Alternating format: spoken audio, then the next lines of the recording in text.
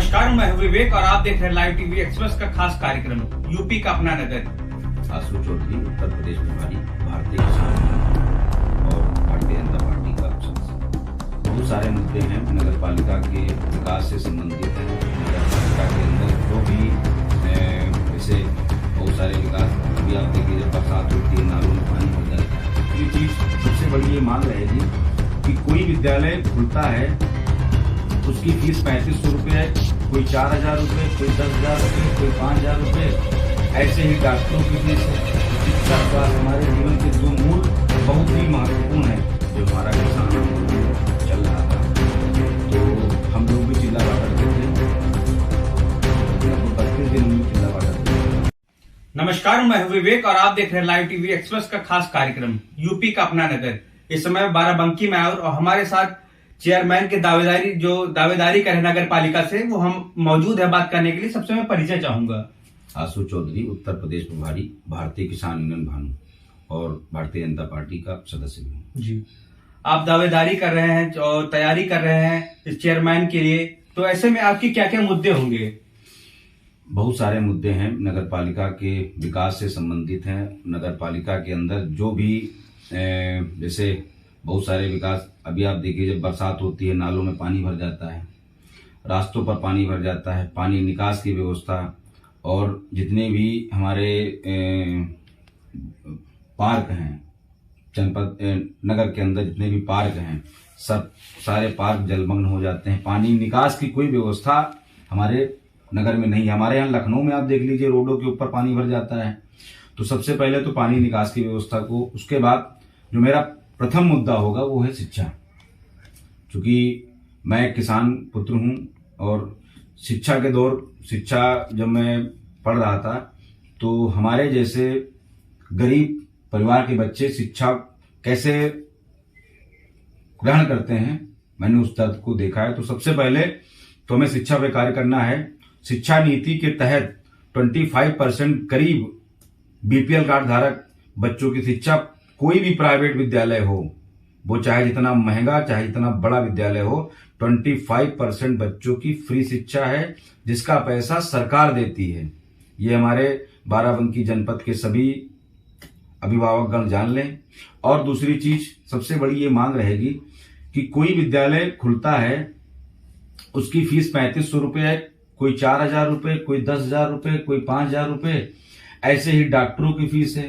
तो शिक्षा स्वास्थ्य हमारे जीवन के दो मूल बहुत ही महत्वपूर्ण है। कोई भी व्यक्ति शिक्षा और स्वास्थ्य हट नहीं सकता है, अलग नहीं जा सकता है। तो इन पर इनकी जो शुल्क है इसके निर्धारण की हम मांग करेंगे सबसे पहले कि हमारे जनपद में, हमारे प्रदेश में, हमारे देश में कोई भी स्कूल इससे ज्यादा पैसा फीस नहीं लेगा और कोई भी डॉक्टर इससे ज्यादा फीस नहीं लेगा। ये आम परिवार के लिए बहुत जरूरी है। आप किसान संगठन से भी जुड़े हैं, तो अभी हाल ही में ये वो आंदोलन चल रहा था। ऐसे में इस आंदोलन में संगठन द्वारा आप क्या कहते हैं कि संगठन बीजेपी द्वारा आपका समर्थन किया गया, तो आप ही बीजेपी क्यों चुने? क्योंकि जो हमारा किसान आंदोलन चल रहा था तो हम लोग भी चिल्ला बॉर्डर पे थे। लगभग 32 दिन हम लोग चिल्ला बॉर्डर पे रहे। लेकिन जब आंदोलन को देखा गया कि आंदोलन इसकी रूपरेखा ही अलग जा रही है, तो हम लोग आंदोलन से हटे। फिर उन 3 बिंदुओं पर जिसपे आंदोलन हुआ उसको समझा गया। वो उसमें कुछ चीजें हटाने के बाद किसान के लिए हितकारी थी। और सबसे बड़ी जो बात थी बीजेपी में समर्थन की, वो थे हमारे मुख्यमंत्री जी माननीय योगी आदित्यनाथ जी, जिनके ऊपर 5 साल कार्यकाल निकल चुका है। इससे पहले वो 3-4 बार सांसद रहे। एक 5 रुपए का भ्रष्टाचार का आरोप नहीं लगा। ये बहुत बड़ी उपलब्धि। हमारे प्रदेश का मुखिया ईमानदार है, इसलिए हम लोगों ने समर्थन दिया था। जी। अभी आपको क्या लगता है कि आपके क्षेत्र में क्या क्या कमियां रह गई हैं? बहुत सारी कमियां हैं हमारे क्षेत्र में, पूरे प्रदेश में बहुत सारी कमियां हैं। क्योंकि ये कई सालों का नासूर है। हमारे देश की गंदी राजनीति ने हमारे देश प्रदेश को इतना भ्रष्टाचार युक्त कर दिया है तो समय लगेगा खत्म करने में। आज दौर बदल रहा है। जब से भारतीय जनता पार्टी की सरकार आई है तब से आप देख लीजिए, बहन बेटियां सेफ हैं, सुरक्षित हैं और आतंकवादी गतिविधियां बहुत हद तक कम हो गई हैं। लेकिन खैर ये मुद्दे जो हैं, इस पर हमारी सरकार, भारतीय जनता पार्टी की सरकार जो है कार्य कर रही है। लेकिन जो हमारी मूल समस्याएं हैं उन पर सरकार की जो नीतियां आती हैं, जैसे आपने देखा कि पहली बार माननीय नरेंद्र मोदी जी की सरकार में जो हमारे प्रधानमंत्री महामहिम जी हैं, उनकी सरकार में किसान सम्मान निधि रखी गई। वो लोग कहते हैं 6,000 रुपए, लेकिन जब आप 125 करोड़ आबादी वाले देश में किसानों की संख्या से उसको मल्टीप्लाई करेंगे तो कितना बड़ा अमाउंट होता है। एक सम्मान निधि, सम्मान में अगर पेन मिलता है वही बहुत है। तो 6,000 रुपए सम्मान निधि मिलती है किसान को, ये किसानों के लिए। अब लोग कहते हैं 6,000 रुपए, विपक्ष कहता है 6,000 रुपए। उस परिवार से पूछो जो अपने खेत में 1 बीघे धान बोता है और 1,000 रुपए की जरूरत पड़ती खाद डालने के लिए, उस परिवार से पूछो 6,000 की अहमियत क्या होती है। उस परिवार से पूछो जिसके बच्चों की फीस जमा करने के लिए 500 रुपए नहीं होते, उसके लिए 6,000 की अहमियत क्या होती है। तो ये तो गांव के लोग बहुत खुश हैं इस नीति से। हाँ, कुछ चीजें हैं जो सरकार को, जैसे आज किसानों को लेकर आवारा जानवरों से दिक्कत हो रही है, इस पर सरकार को ध्यान केंद्रित करना चाहिए। और शिक्षा व्यवस्था, स्वास्थ्य व्यवस्था, मूल व्यवस्थाएं, हमारे तहसील जो हैं, हमारी जितनी भी तहसीलें हैं, हमारे जनपद में 6 तहसीलें हैं। तहसील में जो एसडीएम बैठते हैं उनकी तनख्वाह कौन देता है? चपरासी से लेकर डीएम तक की तनख्वाह कौन देता है? पब्लिक के टैक्स से उनको सैलरी मिलती, सारी सुविधाएं उनको मिलती। तो वो पब्लिक सर्वेंट हैं, उनको पब्लिक से टच में रहना चाहिए, पब्लिक की सुनना चाहिए, पब्लिक से सामंजस्य बना के काम करना चाहिए। लेकिन आज क्या हो रहा है आप देख रहे हैं।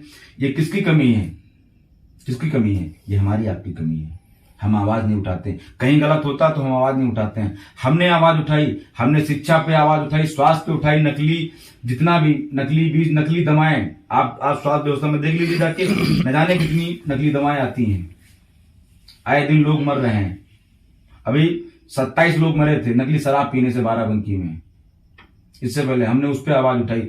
हम हर उस व्यक्ति और उसकी विचारधारा का विरोध करते हैं जो समाज के लिए नासूर है, वो चाहे जो हो और चाहे जैसा हो।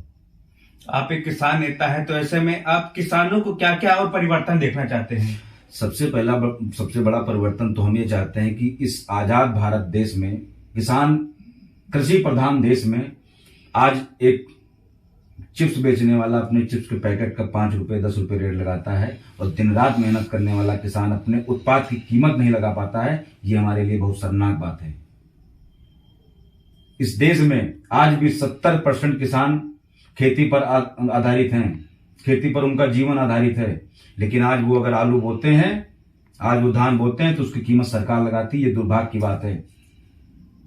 हमें भी अपने उत्पाद की कीमत लगाने का अधिकार मिल जाए कि हम अगर आलू बो रहे हैं, 1 बीघे आलू में कितनी लागत लगेगी, कितना पानी लगेगा, सारी लागत निकालने के बाद हमारा जो श्रम है उसको ऐड किया जाए, उसके हिसाब से हमें फायदा दिया जाए, हमें रेट लगाने का अधिकार दिया जाए। तो ये हमारा अधिकार है, लेकिन हमें आज तक नहीं मिला। 75 साल हो गए जी। तो ये थे हमारे साथ बात करने के लिए आशु जी, जिन्होंने साफ तौर पे बताया कि किसान, जब तक हम साथ नहीं देंगे किसानों को, तब तक हमारा जो देश है वो आगे नहीं जाएगा। और साथ ही साथ शिक्षा पे भी अच्छी बात ये कही है कि हमारे लिए शिक्षा बहुत जरूरी है। हमारे समाज को सुधारने के लिए, समाज के विकास के लिए शिक्षा का अहम रोल है। लाइव टीवी एक्सप्रेस से मैं विवेक साहू। खास खबरें, हर खबर को पाने के लिए चैनल को सब्सक्राइब जरूर करें और देखते रहें लाइव टीवी एक्सप्रेस।